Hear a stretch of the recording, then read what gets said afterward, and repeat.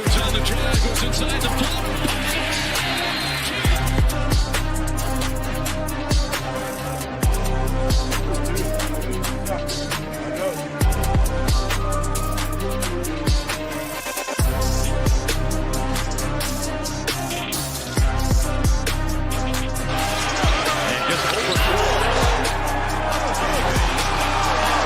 Turn him over again. Booker scoops it up. Booker brings the boom. The boom's back with the NBA Hardwood show. I hit the live button. People, get out of here. I'm blaming it on DC. He got me talking about UFC, and we started rambling about UFC because we got a sick card this weekend. So I blame that on you, DC. There's 7 games in the NBA. I know you're excited to talk about all the great whites on the slate today, but how you doing here, DC? You ready to rock with some 7-game NBA slate where we've got half the teams with 4+ guys out?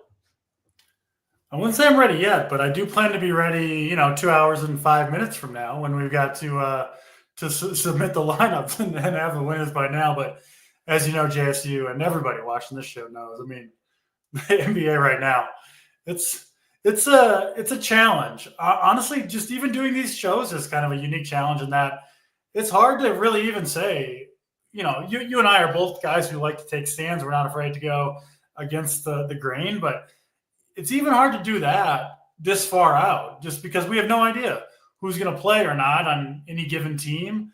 And when there's 14 teams or 16 teams, depending on where you're playing. I mean, it's just tough to narrow it down without knowing who's in and who's out. Of course, we'll do what we always do and do our best on this show, talk about the if-then scenarios and where we might end up. And, you can figure out which studs you like best that doesn't get affected as much by injuries, that sort of thing. So it's just the way of the world with the NBA right now.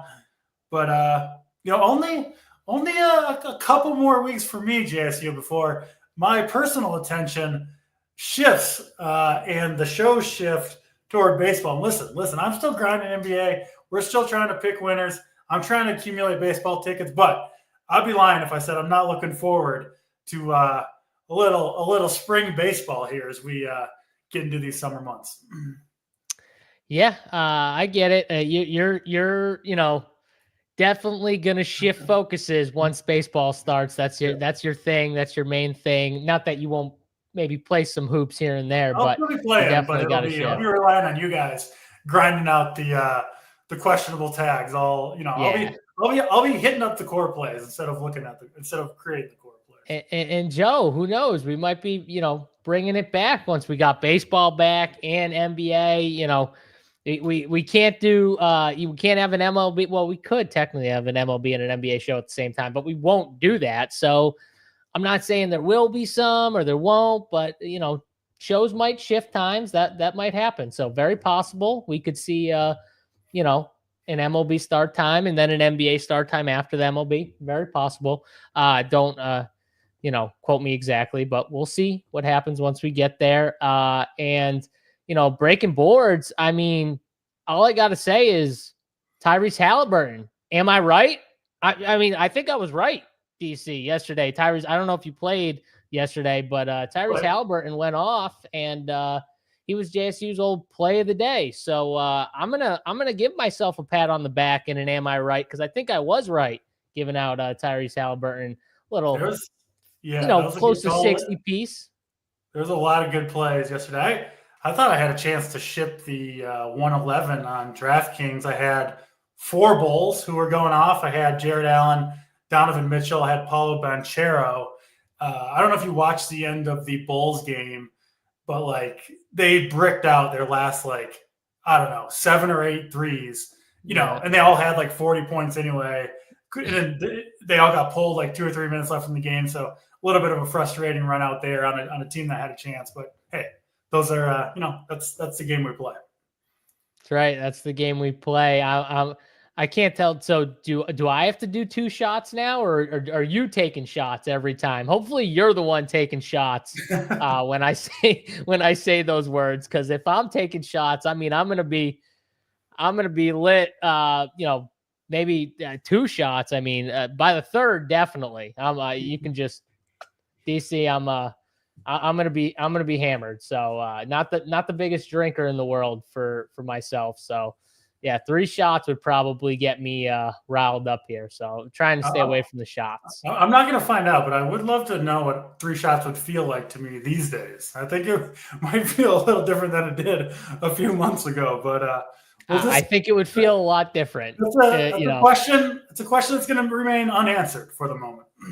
There you go. Yeah. Hey, is JSU drinking on shows? Do you really miss that, P. Lally? I don't know if you really miss that, but maybe we can bring it out one of these days. I don't drink, DC. I don't drink unless like I'm at like specific type of party. You know what I mean? Like a wedding. Even then, I don't drink that much. An occasional glass of something or a shot here or there, but I don't really like to do it that much. I just don't see the point in it. And I know you kind of just quit it. So, I'm done. You're done. I can't personally relate to what you're spitting out, but no, yes. No. DC's like, yeah, I just cold turkeyed it, and I'm not even gonna think about what it would be like to. I'll tell you right now, though, you would definitely get hammered way quicker right now, just from not drinking for a while. Yeah, so. I went with the slam on the brakes and don't start the car back up. That's the current. There you go. Good for you. Keep it up. JSU rather get stoned. I 100%. I'd wait. If you said to me drink or get high, I would definitely rather get high. If you put those two in, I had to do one. 100%. Agree with you 100%. All right. That's to start off the show. We like to go back and forth between sports and whatever else comes up here. So the Open is the Open next week. The Open next week or the week after. Maybe I'll have to talk to Big T and get an old school late night golf show for the people. If one of these big tournaments, either the Open or the Masters, I might have. You think the Open might be coming up? The Open's in the middle of the summer, right? In like July. Wait, no, I thought isn't the PGA like the Open Championship or whatever for golf? Am I wrong? I might be totally off. Or the players. Sure. Or the players. No, I'm thinking the players. Yeah. That's what I'm thinking. I'm not the biggest golf guy, so I don't know. Yeah. All right. Let's talk drugs. Health show. K. Reed said, no, let's definitely not do that. The Big T will need to come on with the gummies and stuff like that if we're going to start going there. But all right, let's get to the hoops talk here. 7 games. Have we had 7 game slates all week? I think so. This is the 3rd straight 7 game slate we've had on DK, 7 to 9:30. Again, I wish they just cut that 9:30 game off. It's kind of annoying, but DC, we got a lot of news already in, and then we've got a couple situations where we're still waiting on some news. The first game on the slate, Portland and Boston, is one of those situations where we're still kind of waiting, I think, right? We still got some questionable tags. Jason Tatum, Jaylen Brown, Kristaps, and Drew, I think, are doubtful, so most likely they'll be ruled out. Derek White is probable. But I do feel like Boston could sit, one of their 2 stars here in this spot against Portland at home, 10-point spread. I mean, what are you thinking here? Just if you had to guess, are you leaning like, one of these studs doesn't play? We've talked about this a lot with Boston. It does seem like they do this a lot where they list, 2 or 3 guys questionable, and then usually 1 or 2 of them ends up sitting. So in this case, they list Jaylen Brown and Tatum questionable. I think the most likely thing is one or the other does sit. Which one that's going to be, I don't really have any idea. But if I had to guess, I would guess that one of those 2 does sit. They're already missing Porzingis and Drew Holiday, or at least those 2 guys are doubtful. Obviously, highly unlikely that they're going to be out there, listed doubtful here a couple hours before lock. And I mean, you never know for sure. Possible both sit, right? If they're both dealing with something, it's not, they could win this game without him anyway. And obviously Boston has bigger plans than a game here on March 5th against the Blazers. So, this is going to be the case on a lot of teams that we talk about, but there is a world where you're going to have a bunch of Boston guys in your line, or at least I will, to kick off this slate. If both Tatum and Jaylen Brown sat, I mean, at that point, Pritchard, Derek White, and then, I mean, where else would you even go if both those guys sat? You guys, you could maybe go to a Horford if you wanted. I think it would be Pritchard and White would be the two guys that get the biggest bump if they both miss. Now, if one of them misses, though, I do think who's ever left between Tatum and Brown is a good play. And then I do like both White and Pritchard if one of Brown or Tatum is out, which it seems, it's obviously we don't know who's going to sit, but it does seem somewhat straightforward what to do with Boston, depending, of course, on the news that we get. Yeah, I mean, I definitely lean that one of them sits. I feel like it's Tatum's turn. I feel like this situation's happened a bunch recently, and he's always the one that's playing, even when he's questionable. I feel like it's his turn. He did look, to me, in that Denver game, especially in the second half of that Denver game, he slowed down a lot, in my opinion, when watching that game. He was 1 for 7 from 3, and that's coming off of the Cleveland game where they were up like the whole game, lost like a 20-point lead multiple times in that game, like got a 20-point lead, then Cleveland came back, and then they got a 20-point lead in the third quarter, or close 18 points or whatever, and then Cleveland came back, ended up winning the game in Boston, where Tatum took 37 field goal attempts, had 16 rebounds, 9 assists, really dominated, and they lost that game, and I'm sure it took a lot out of them. So I could see Tatum against Portland saying, this is me right here. Jaylen, go do your thing. So either way, whoever sits, the other guy's going to be a good play, right, DC? That's the way I'm looking at this. Boston, I've talked about it all the time against these bad type teams. They always play down. So like I always like the other team too. So I like Toronto. They've done this with a bunch. Like all like these bad teams, I feel like they play down to their level constantly. And it might be too that they do a lot of times sit guys in these spots too, because this is planned, right, DC? This isn't like, oh, they're questionable because they got this injury. This is a planned rest day, in my opinion, for one of these guys. I said this before with Boston, but I bet they know who's sitting right now. They do. Just not going to tell us. Yeah, exactly. We'll get it at some point, but they know.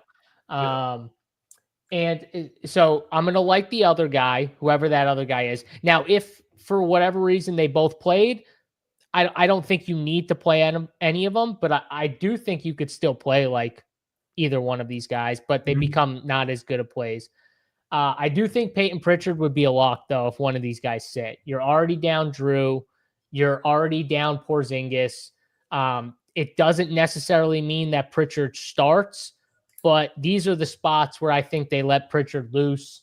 And I think he, chucks in these type of spots here. So I really like Pritchard. I'll be playing a lot of him at 5,300 if one of these guys is out. I agree with you too. Like Derek White definitely seems like a fine play.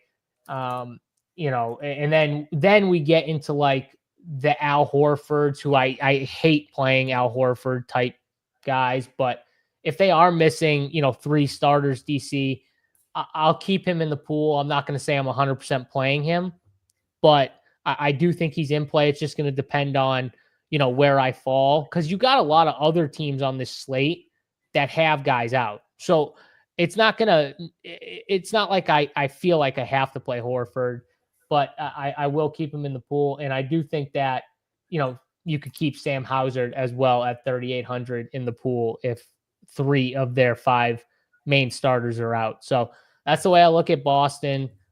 Pritchard being my favorite, and then one of Brown or Tatum, depending on who sits and who's in, would be the next, and then White. And then after that, it would be like Hauser, Horford, in that type of order. And then on the Portland side, I said it, I normally like teams in these spots, like these bad teams in spots against Boston. And Portland's been playing, I don't even want to say they're bad, actually, because they've been playing really well. Even with some of the injuries they have, they've kind of worked through them. They took Cleveland. They should have won that game against Cleveland. That was annoying. They kind of let them come back in, but they played Cleveland really tough. I think they play Boston tough here too if some of these guys are out. So I think Denny's definitely in play. I mean, DC, what are you doing with Portland? Because I do think you can play some of these guys sharp.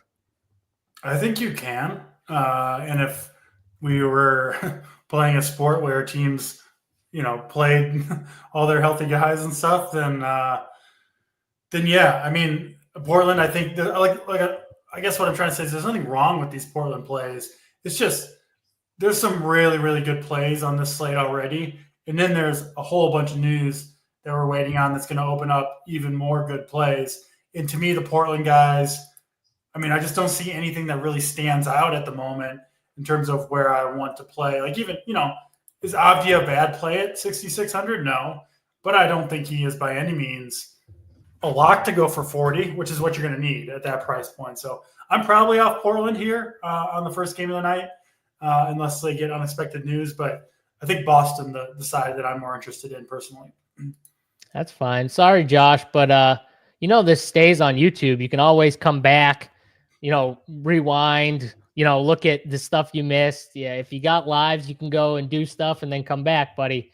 We're gonna talk I'm gonna talk at least until I'm finished, and DC can do the same. We will cover spots that we don't think are important and be quick about it. But some of these spots are, the problem is that all this news makes it even more like we have to talk about it. So it's annoying because like every team has news. The easier spots, DC, are going to be the teams where we already know the news, right? Those are the easier breakdowns. It's the teams where we're talking about the what ifs, if this happens, if this doesn't happen. Those are the longer breakdowns, just to explain it to people like Josh who have lives but are sitting here watching the show. Just want to make it clear that that's more. These are more the harder breakdowns than the other ones. Not a lot of live havers here watching the show or doing the show. I thought that was funny, but no one laughed when I said it. So I was like, I thought you were gonna laugh, DC, when I said it, but I was like, whatever. I mean, it was just the audacity to be in the chat and say some of us have lives as we know that you're sitting down at 7:00 and you're watching Minnesota, Charlotte, and Portland, Boston, Utah, Washington. You can't tell me that your DFS life is going to come down to Utah, Washington. And you're not sitting down watching that game. I probably will be sitting down watching that game. Unfortunately, you're grinding it out, JC. You've been watching hoop every night since. I mean, this is the problem. You have to. I mean, look at what we got. We'll go to that game next because look at what we have here. I'm talking about like 8 of the best players from both teams, and like 7 of them are out. Literally, like you look at the top tier guys: Jordan Poole, Markkanen, Kessler, Collins. Keontae George is the one questionable. He could be out. And then you got Collier, Clarkson, Sex. Like these are a mess here. And then that's not even counting some of like the lower level guys, role players that are out for Washington. DC, these teams are a mess. They're obviously tanking, especially Utah. I mean, Utah is just, they don't even care. they don't even care anymore. They're just like, fuck if you guys all know, we don't care. We're tanking. We want a draft pick, a good one anyways, or a chance at a good one. So, I mean, what are we doing here with Utah? Because they're down a ton of guys.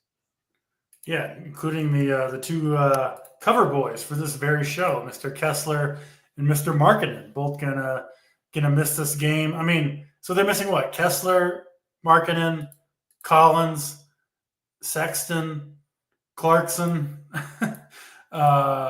Yeah, the list goes on for Utah.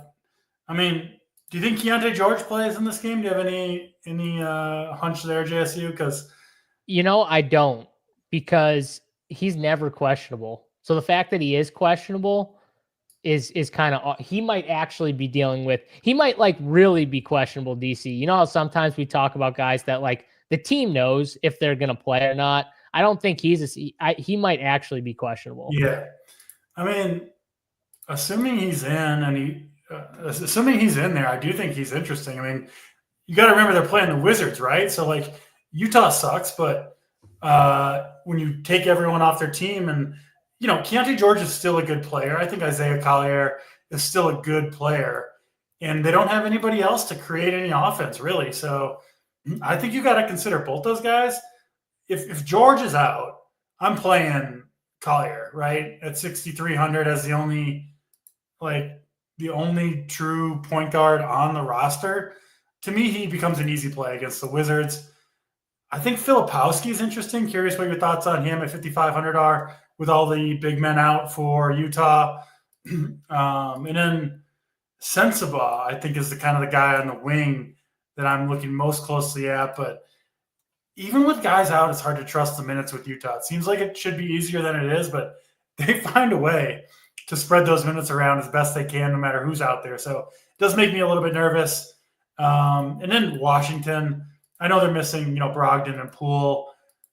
This team's a mess, though, with, Middleton in there. He kind of gums things up. So I'm not super excited about Washington. Maybe an Alex Sarr could make some sense at 5,100, but I think the Utah side is clearly more interesting. And yeah, Filipowski, he's ready. He can step right in there for Walker Kessler, right? And so an exciting white is what you're saying. Yes, he's an exciting white tonight. I think you could get 40 points from Filipowski. He fits the mold, is what you're saying. He fits the mold. Of course, Utah just has more exciting whites to get into. I mean, they blowed him up, DC. They just, I'm sure they're going to go after one in this upcoming draft. I don't really know much about the. You gotta draft to your demographic. It makes sense. I like what Utah's doing. Hey, you got to do what you got to do here, but it might also be one of the reasons why Utah is where they are, right now, just completely taking. But whatever.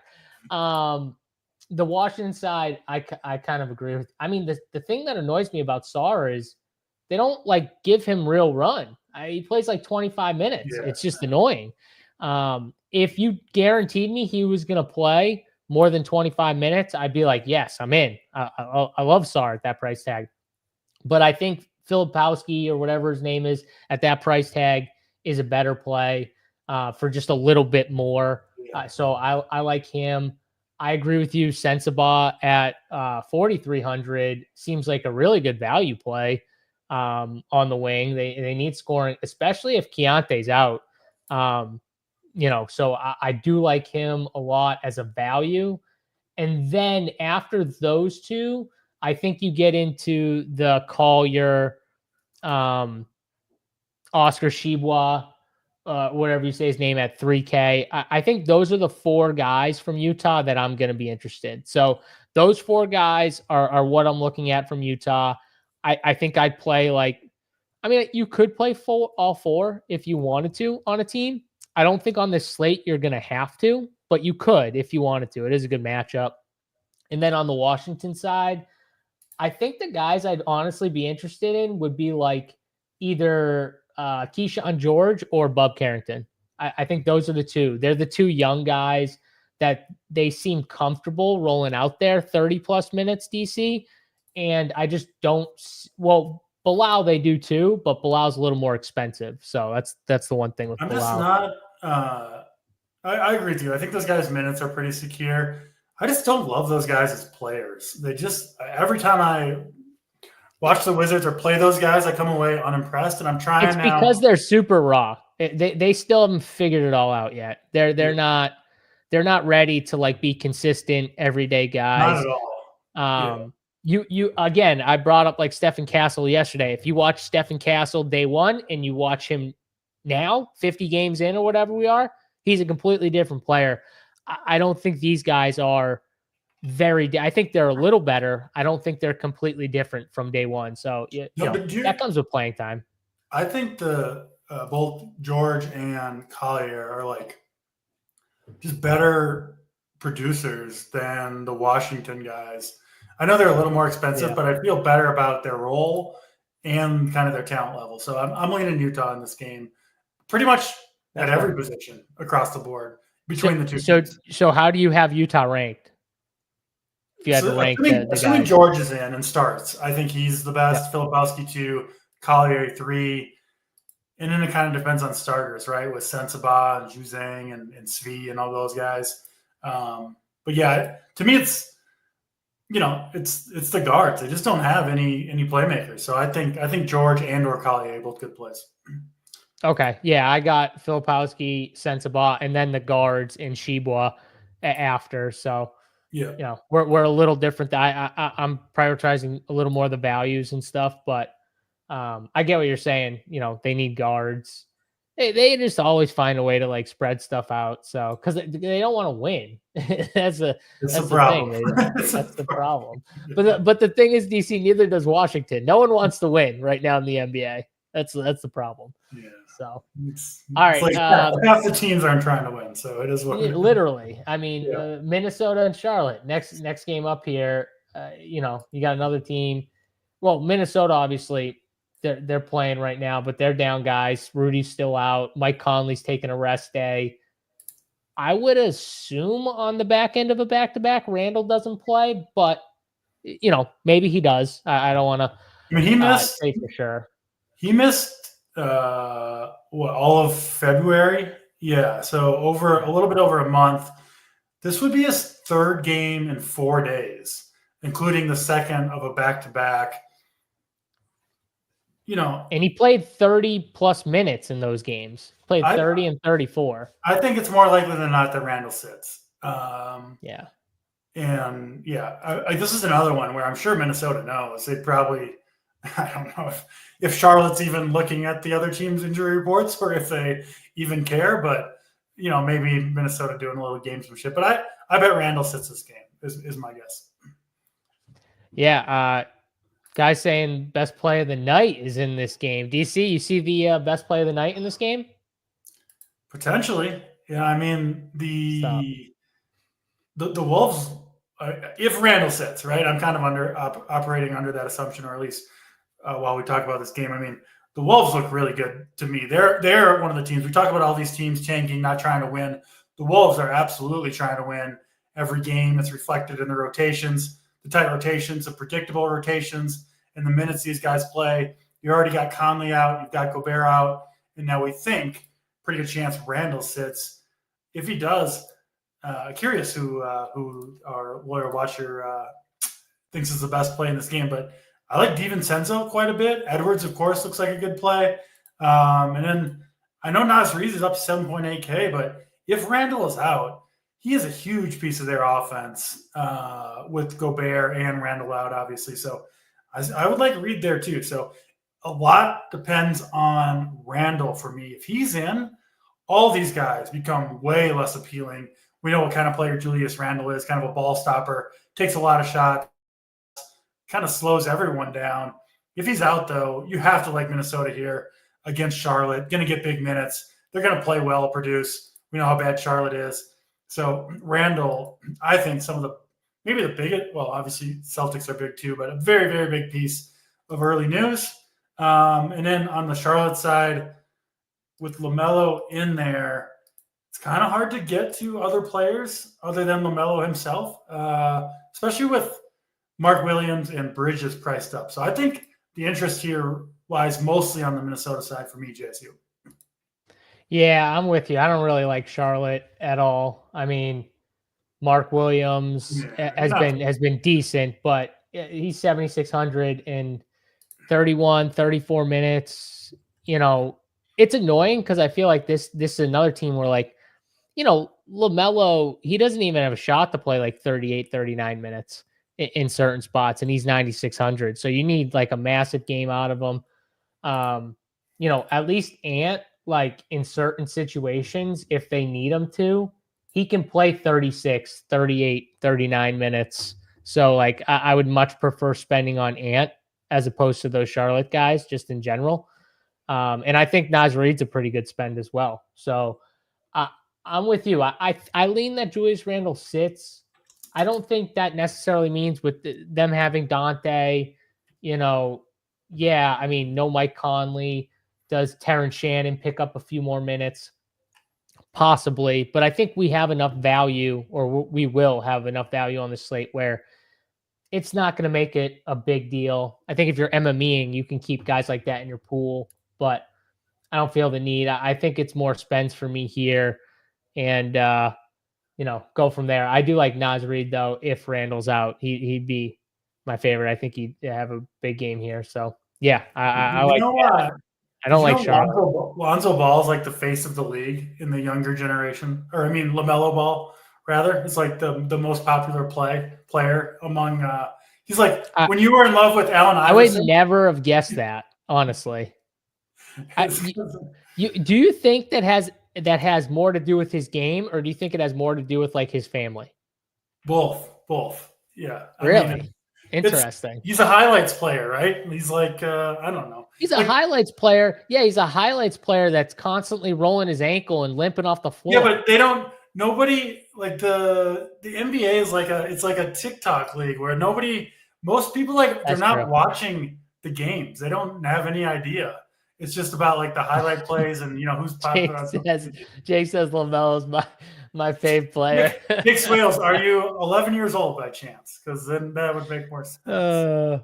Or at least like low 20s or something. That would at least make a little sense too. I'm talking about the true youths are the one that love.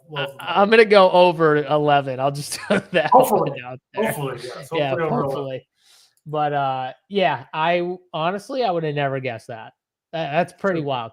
But I will say, the young kids, they always like the flashy, guys that are a little more reckless, like to dance for no reason with the basketball, which LaMelo does constantly. So it kind of checks out, DC. It does check out a little bit, but yeah, we probably sound like boomers hating on LaMelo Ball and his fancy stuff. I mean, whatever. I just don't know how you wouldn't rather watch Kyrie or even Steph, even at Steph's age. I don't know, whatever. I get it. He's younger and more hip or whatever. So it doesn't make sense to me though. But I will say, like SGA, like in LaMelo, completely different styles. Like I could see people liking a LaMelo side more than like an SGA. It's just more flashy, right, DC? A little bit more, anyways. And when you watch him, so LaMelo has to be high up there on the list of like the delta between the talent level and contributing to winning basketball. Right, it's very wide for LaMelo Ball. It's very wide. All right, we got one more 7:00 game actually. Miami and Cleveland.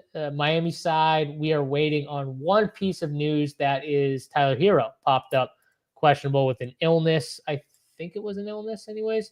Either way, 8,700. Definitely a big deal if Tyler Hero is in.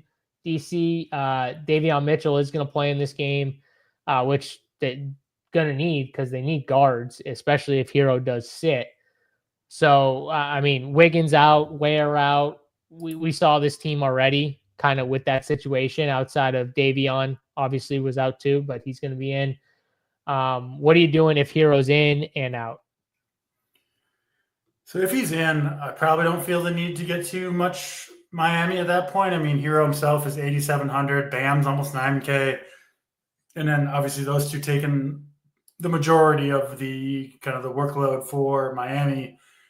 And if Hero's out, I do think a lot of Miami is going to project well. Rozier, Bam Adebayo, those guys will, I think, look like pretty good plays with Wiggins and Khalil Ware already out, Jovic out, Butler obviously traded. But this game could easily get out of hand in a hurry.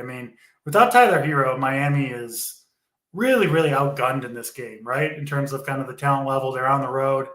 This could be a bad spot for Miami. So if Hero misses and Miami looks like they're going to come in as a chalky team, a situation where sometimes, Jason, you got to just cross your fingers and hope for a blowout, right? And just hope that nobody gets there. This might be one of those games for me where I'm just like, I know some of these Miami guys look like good values, and they will be good values if they keep this game close. But I think they're going to struggle to do that if Hero misses. And that's probably the way I'll end up playing it. Not for sure, but that is kind of the way I lean right now. So I'm really not planning to have a ton from this game. Cleveland did play last night against Chicago, pulled away late. Didn't have Mobley in that game. He's back here. He should do work in this one, but we do expect Cleveland to be fully healthy or really close to it. So they're kind of a little bit of an easy write-off. And then, yeah, I do worry about Miami just kind of floundering in this game a little bit. Curious where you stand on Miami. Yeah, Josh, this is a quick one for me because I don't like Cleveland. I think with everyone healthy, I think they're just an easy fade. For me personally, at least, building only 3 lineups and stuff like that.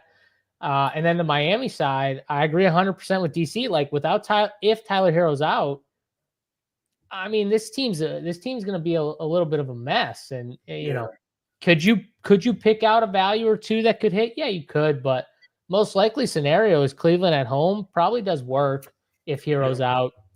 And if he's in, I don't feel the need to have to play these guys against Cleveland in Cleveland. So I'm just going to really treat this game as probably a, just total throwaway.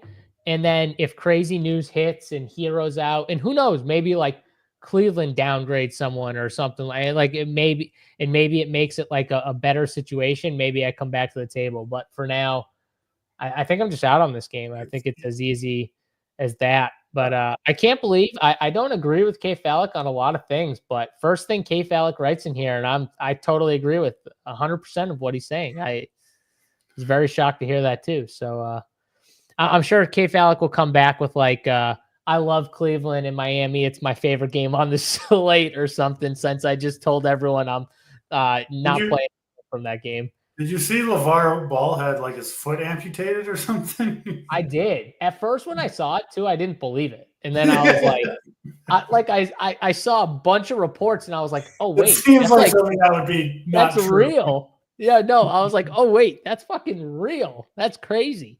But we got the news chat on it right now. Hero out with the illness. So DC, we don't have to talk about the ifs. I mean, Hero out. Yeah. What does that do for you? We already committed, JSU. We're not playing Miami. We're not getting sucked in by Miami. They're getting blown out by Cleveland. We're putting our foot down. It's like no Corey Joseph. We're not going there. We don't need Miami. Yeah. No Corey Joseph. No Kevin Love. No slow mo. We're out. DC. I like it. That's definitely a good approach to this game. So all right, I'm on board. Nothing here, but yeah. I mean, if that does something. Last game Kevin Love started, he had like 11 points in the first like 4 minutes. Dude, he had 12.75 in the first, 6 minutes or whatever his run was. He only played 12 minutes in the entire game. He finished with like 13. Yeah, he only played like 12 minutes in the entire game. So. He grabbed like 2 rebounds to start the second half, and that was all she wrote for Kevin Love. That was very tilting. I will say though, like in these spots too, betting in DFS are completely different. If you're fading this game in DFS, but you want to like hedge with a bet or something like that, that's not like a terrible approach. Even if you think the team gets blown out, like yesterday, for instance, I faded Philly. So I faded all the Philly starters, right, DC? But I was like, if Quentin Grimes plays in this game, he's going to drop 30. So I bet his alts all the way up to 30. And he scored 30 points. And they obviously didn't get completely blown out. But I felt good about myself because I was like, even though I faded him in DFS and I didn't play him, which I probably should have, I at least bet his alts. I think you have it reversed. I think the better move is to bet the unders on the plays you play in DFS, because the way you did it, JSU, you can lose both ways. Like even I could. That's yeah. But if you I got a question for you. How is Quentin Grimes getting there without him scoring? I mean, yeah, DC, come back. How is he getting there without scoring? That's fine. I mean, you got it right this time, but yes, we were right. Yes, I got it right this time too. Tatum is out. Is it Brittany? I think Brittany and me called it. Brittany was in the chat. She said it was Tatum's turn. Brittany, we were right. Tatum's out. I love that. I think Jaylen Brown. I'm willing to commit right now. I'm going to start this slate with Mr. Jaylen Brown. He's going to be in old DC's lineup tonight. I love Jaylen Brown here. So let's go back real quick because I know Josh wants us to talk more about the Celtics. So let's go. So Peyton Pritchard available. Derek White available. Drew Holiday's officially out. Porzingis officially out. Jaylen Brown in. Tatum out. So that's all the news for Boston. In DC, I'm just going to probably say it now. Brown lock, Pritchard lock. Go from there. That's what I agree with you. I think those are the two best, Pritchard and Brown. And I do think it's Brown over Pritchard by a decent amount if you're playing one Celtic. I wouldn't play one Celtic, but I agree. If you were picking one Celtic, it's Brown, then Pritchard. But I definitely want two against Portland here. Are you okay with three? You throw White in there too? 100%. Yeah, I could play three. 100%. Yep. You got to remember too, like the offense is going to revolve around those three guys. All the other guys, Sam Hauser, Al Horford, who else they got, DC? Who else is going to play? They don't really have a lot else, to be honest. Torrey Craig might get some run. Luke Cornett's going to get some run. You know, maybe one of these other other random guys like a Shireman or something gets a minute or two. But my point is, all those other guys, DC, they need to be they need to have creation for them. They can't create on their own. They're not like getting their own buckets. They need help doing that. The only guys that are doing that are Pritchard, Brown, and White. That's it. Does Brown's individual matchup against Kamara, who is a really good defender, concern you at all? I mean, I love Toumani Kamara. I love his game. I talked about him last year. I said last year, I was like, this kid is a stud. If he can ever get an offensive game, he's going to be really, really good because the defensive game last year was there. He was already one of the better on-ball defenders last year, his rookie year. He was that good. My thing, though, is like Jaylen Brown is at the point where, like, are we going to really downgrade him when all these guys are out because of a singular matchup? I just can't do that personally. Yeah, that makes sense. I mean, if you do think he's going to struggle in that matchup, I would play probably White and Pritchard are going to be the two guys. Yeah. If Brown really gets stifled, that would have to kind of pick up the offensive slack there.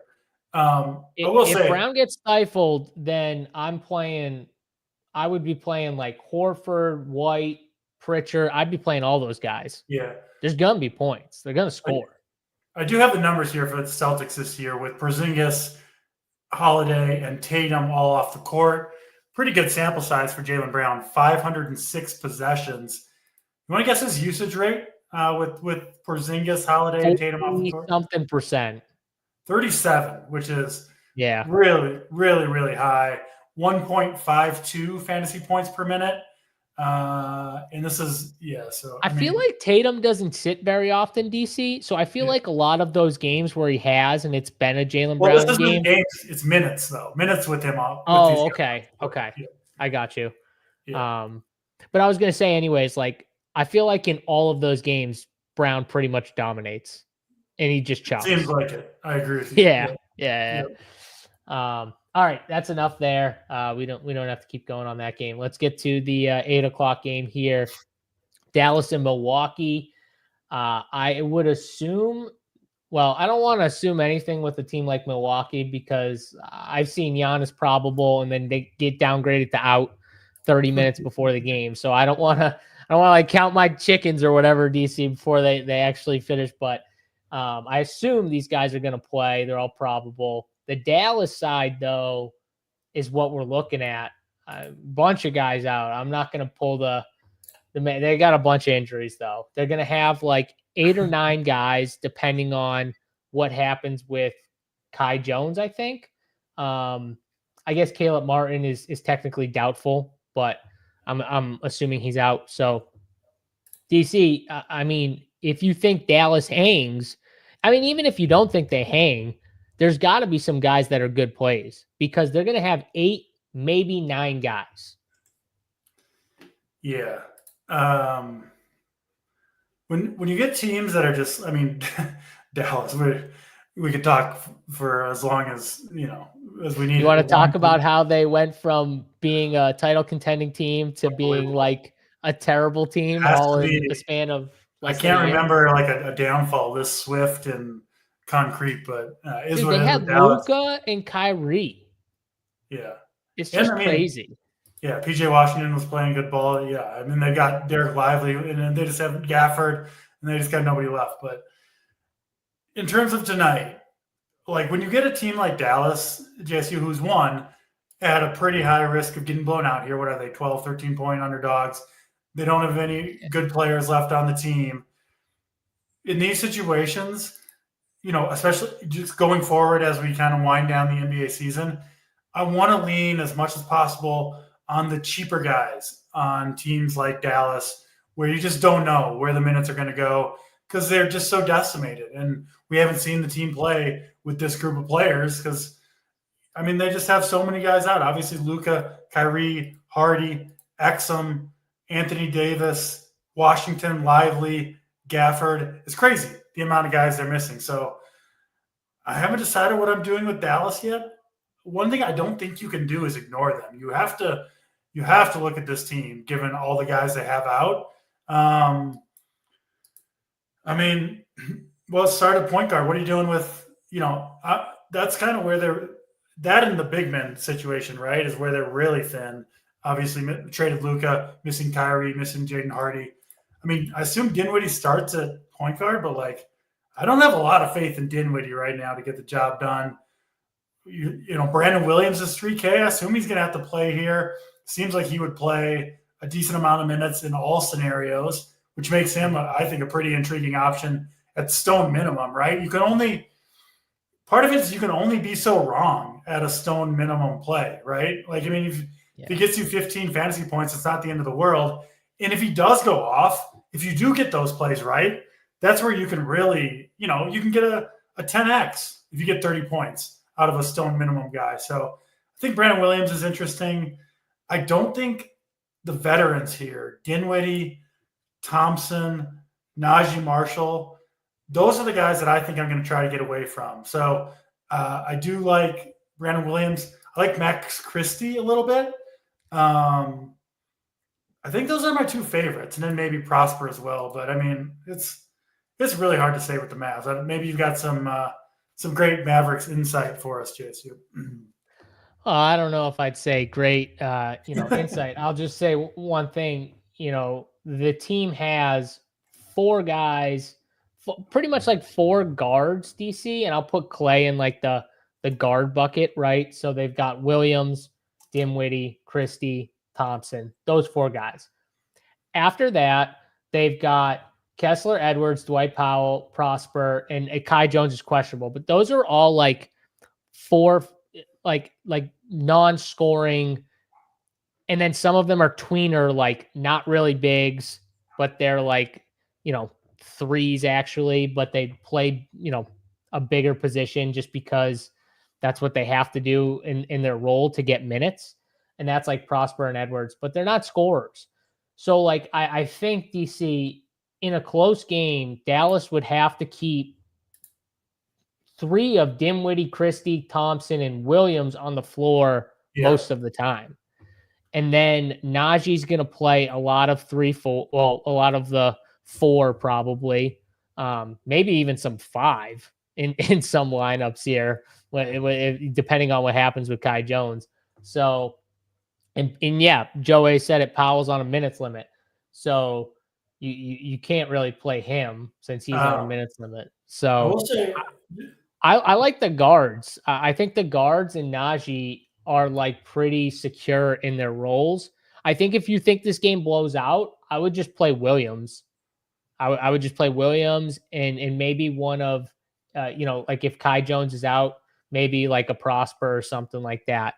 If you think the game blows out, I think if you think it stays close, I like playing like, three of like the main guys and then a Williams. One interesting thing about Williams, for players like him, I do like to look up what they were doing in like the G League just to see. And Williams was like clearly kind of like the lead guard offense for his team. Yeah. So averaging 29 points, 7 assists, and 6 boards across 38 minutes per game in the G League, shooting 8.5 3-point attempts per game and 21 shots per game. So he's a dude who did have the ball constantly, not afraid to try to find his own offense. Again, Of course, it's harder to replicate that kind of thing at the NBA level, but at least you know he's got that sort of scoring mentality in him somewhere, right? Where if things kind of break his way and he finds himself playing a bunch of minutes, maybe it's garbage time, maybe you can put up a bunch of points. He's not afraid. Like, he's not going Yes. to be someone that comes in is like afraid to get the ball or to go score, to get a buck. Like, he's not going to be anything like that. He's played in the Judging by NBA. He's got his minutes. G League stats, he's probably been getting buckets his whole life, and he probably thinks he can do it here at the NBA. And frankly, he probably can. You know what I mean? So yeah, I like Brandon Williams quite a bit. Yeah, and he's 3K, right, DC? So it's not like you need a ton from him anyways. And the game can spiral out of control to where Brandon, he's playing most of the game, He just especially has most of the second so many half. ways to get there, right? He could get there in a close game easily, but I think even in a blowout game, he probably looks even better. Now, how did you rank the top guys, like the Spencer, Najee, Christie, Clay? Because that's a different discussion. I think Brandon Williams is like the clear like value guy that you go to. But how are you ranking the spends? Christie 2. So Brandon Williams 1, Christie 2. And then I don't think I want to play Williams and Dinwiddie on the same team. I kind of think those two are competing to some extent for minutes, even though they both could get. I mean, think so? I think Brandon Williams' biggest games come at the expense of Dinwiddie and the other starters to some extent. I feel like they're cheap enough where they could both get there, but they definitely could. I prefer to not completely load up on Dallas. So Williams is the play for me from Dallas. Christie would be 2. I'll go Dinwiddie 3, but I'm less excited about Dinwiddie and Thompson and Marshall. If you're playing those guys, I kind of like playing them together because I think if it's close, those guys are all going to play big minutes. They kind of have to. So I'm kind of on the other side where I just kind of want to play the value, but I do get. Yeah. I think I'm either jamming or I'm playing like 1 or 2 values. Like, I think I'm either going to jam 3 or 4 of those top tier guys with 1 value, or I'm just going to play the value and move on.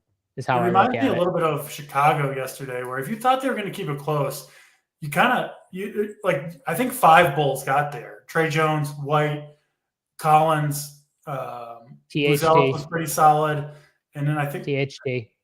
Yeah, THT. So 5 of them. THT. Yep. I played 4 in one lineup and it worked. So yeah, I think you can do that with Dallas, but I was on, playing all the Bulls yesterday. I was kind of on that side and it did work out pretty well. This one though, I think I'm on the super cheap guys and yeah. Also, if you play this game like it stays close, Giannis is going to smash.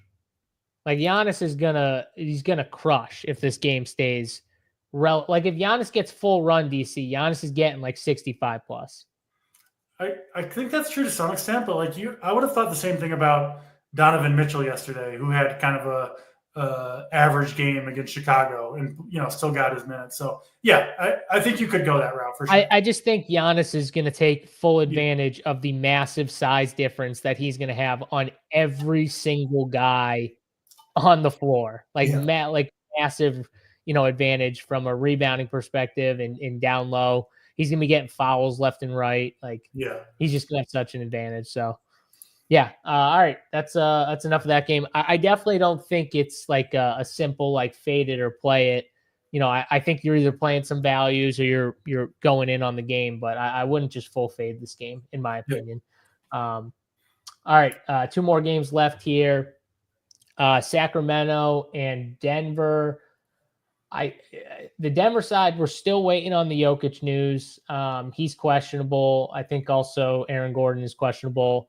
And then a few other guys like I think Peyton Watson's questionable, Zeke. So a couple injuries we're going to have to wait on. I feel too, DC, that we're not going to get this info before lock. Just a feeling, but hopefully we do.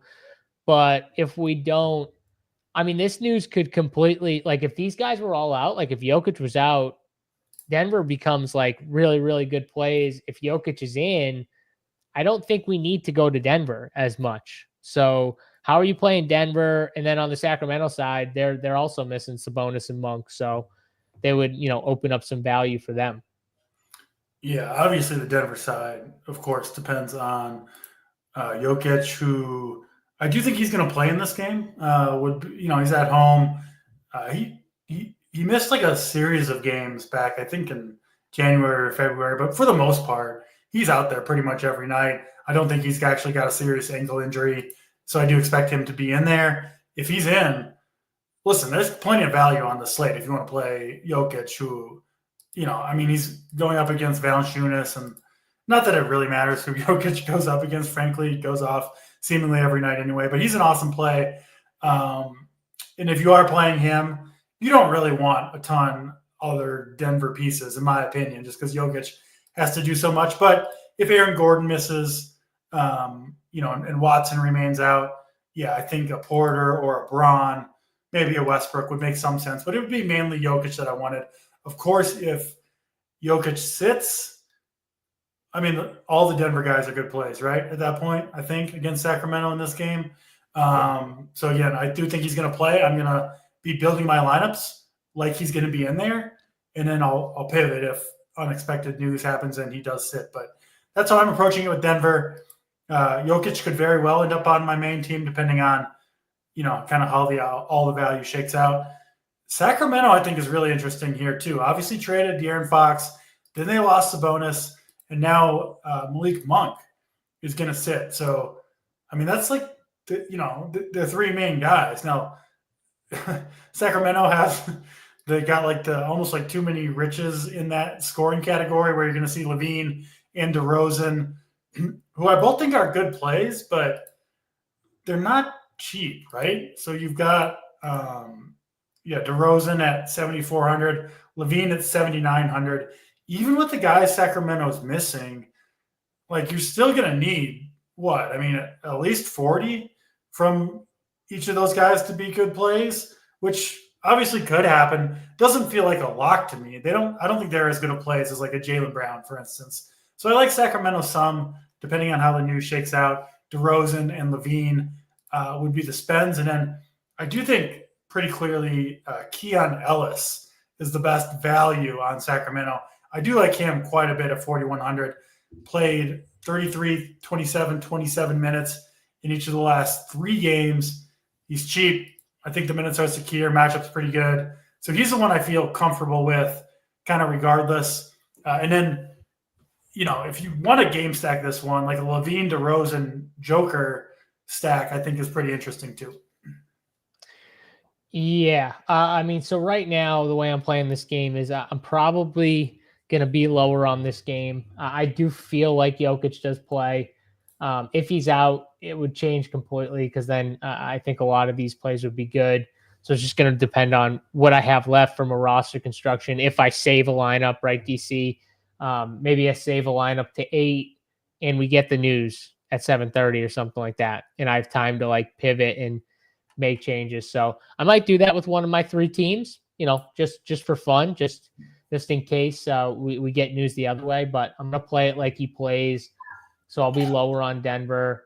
I get what you're saying about Keon Ellis with no Monk. You would think he'd get a bump from a minutes perspective.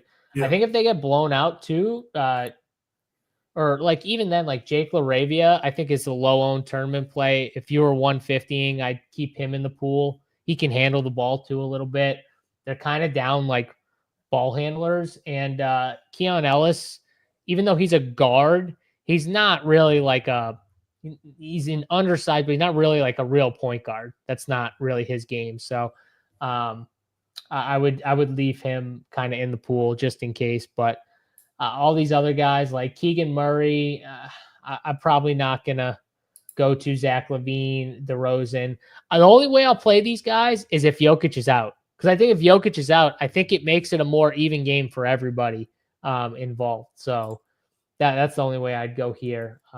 Sounds like you're kind of with me in general in this game. I think Keegan Murray's a fine play for sure, 5,300. Just don't think I'll probably end up there on my 2 or 3 teams. Yeah, and Kevin makes a good point. Like, if you save a team and somehow you get like all these guys out, which I don't think happens, but like if you did, it would like completely change the slate, and you'd have so much, roster flexibility to move around and build some really good, unique lineups that others wouldn't be able to do because they'd be locked into a bunch of spots. So just something to think about. But Memphis and OKC, another massive Memphis total, right, DC? It's like 251 or something like that against OKC here. SGA coming off of a massive game, 51 points against Houston. Back end of a back-to-back. Does seem like a good spot. No Chet. I think Hartenstein's a pretty good spend. Aaron Wiggins is questionable. It looks like there could be some plays in this game. OKC, I mainly like the top tier guys, DC. What are you doing with them? And then talk about Memphis with Jaren Jackson out. Yeah, certainly can't ignore last game of the night here. Like you said, total over 250. OKC themselves are projected for 130 points, which is just nuts as like their baseline level. You got to look at OKC, especially with Chet out. I think SGA, the studs look good tonight, right? Giannis, SGA, Joker. I think all these guys. I think we're going to get at least one 70 plus fantasy point performance. Could certainly be SGA. They're still missing Caruso. Wiggins is questionable, so could be another piece out there, and then obviously Chet out. I do like Hartenstein quite a bit at 6,700. Obviously, the minutes haven't quite been there with Chet back recently, but Hartenstein has played Memphis twice and put up big games. 39 fantasy points per game across two contests where he was, at 28 minutes in those games. So Hartenstein, I think, looks good. Just so many possessions for him to just rack up stats as the sole center there. So he's my favorite play in this one. Hartenstein is. SGA would be 2, and I don't think they're bad values, but I don't think I'm going to end up on like Lou Dort or Cason Wallace tonight. I just don't see enough upside from those guys to really pop off for 30 plus, which I think you're going to need.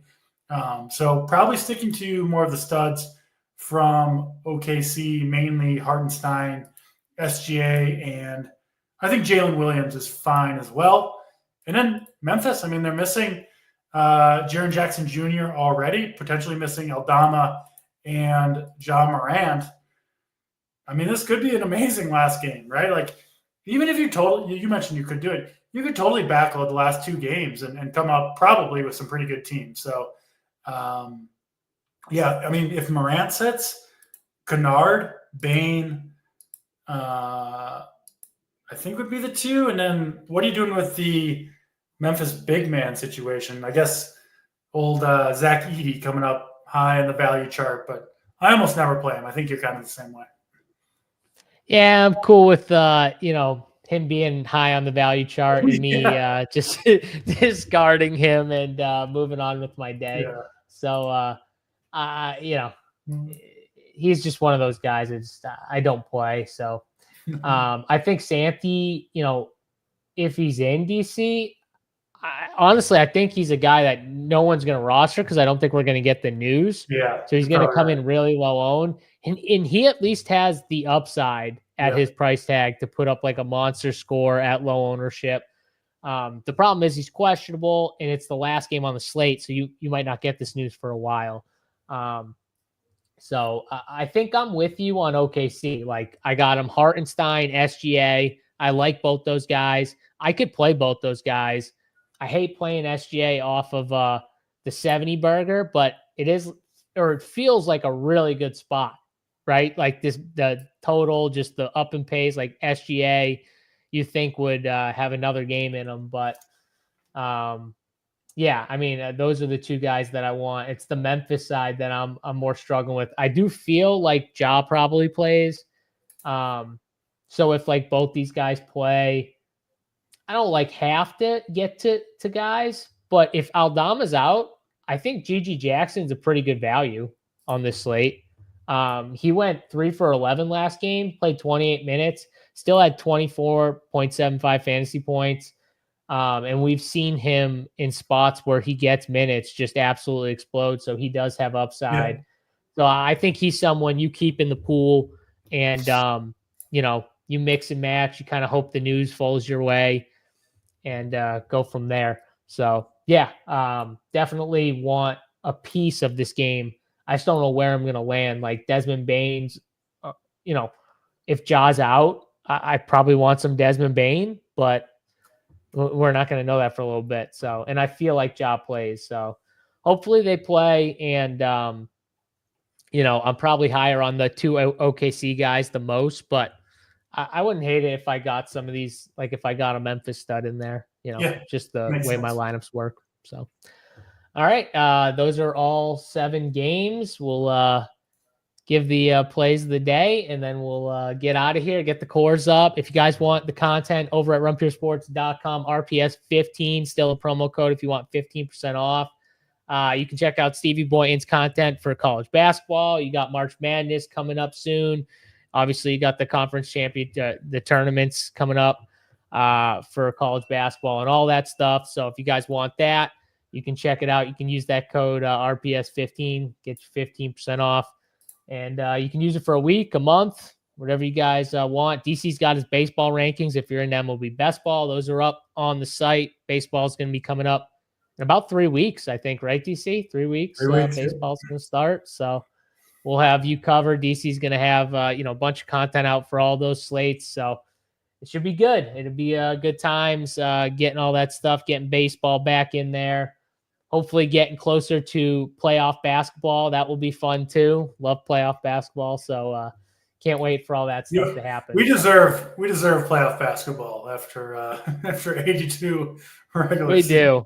We do. The good thing about playoff basketball, DC, is it goes a while. That's the one good thing about playoff basketball. Yeah. It kind of the NBA does a really good job at dragging that thing out, which I appreciate. Honestly, I appreciate. So, love that. But all right, DC plays of the day here. Where are we at? What do we got here for the play of the day? We had a theme this show of exciting whites, so I needed to stick with one of my guys, going with the most exciting white of them all, Mr. Kyle Filipowski, against the Washington Wizards. I do want to see him in the starting lineup, but I think he will be. I think he's capable of a big game here. So there you go. Kyle Filipowski. I don't know if he'll have a chance to be the DC player of the day anytime soon, previous or in the future. So today, you get the honor, Mr. Filipowski. Don't let me down, buddy. I mean, with the way this show started out, that's perfectly on brand for you. I would expect nothing less than for you to go with Kyle Filipowski here. I'm going to go with my boy, my lookalike, Peyton Pritchard. I knew you were taking. It just, you knew it. You knew it was going to happen. Everyone knew it. I appreciate DC not stealing him because I know DC's a Pritchard stan too. Yeah. Secretly, he doesn't want to, say anything like that. I do like the Oscar play, though, Kevin, at 3K. I think he's a good 3K play, Oscar Tshiebwe. I think for Utah, he's someone that can rack up fantasy points. Kind of a boomer bust, but again, he's 3K in a value. So I think him and Williams, DC, are like my 2 favorite 3K guys. Just straight 3K. Well, so I hope it's not Tshiebwe who goes off, because that probably spells bad news for my guy, Kyle Filipowski, if it's Tshiebwe who has the big game. Yeah, it might, but he is a good pivot off of Chalk. So we'll throw. Listen, I'll play. I'll commit to it right now. DiVincenzo, Pritchard, Filipowski core straight to the top. GS. You just went the all whites core right there. I've got it. I love that. Wow. I love that. That's right, Sam. That's right. You know what's happened, Boom and Dryer. I got you. All right, that's going to do it here for this show. We'll be back tomorrow, same time, same place, for DC and myself, JSU. Hit the like button on the web.